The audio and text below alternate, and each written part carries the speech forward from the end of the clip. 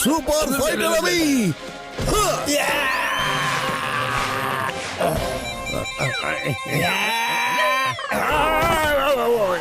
ভুলে গেছে, আমাদের ক্ষমা করে দাও। আমরা এখন যেতে চাই, আমাদেরকে যেতে দাও। আরে ছেড়ে দিলে তোমরা তো আবারও আসবে, কারণ তোমরা তো জানো যে এখানে অনেক প্রজাপতি আছে। বড় ভাইয়া, এমন একটা কাজ করো যাতে ওরা এখানে আর দ্বিতীয়বার না আসতে পারে। বন্ধু আমার ভাই, এই নাও স্প্রে, এটা দিয়ে কাজ হইয়া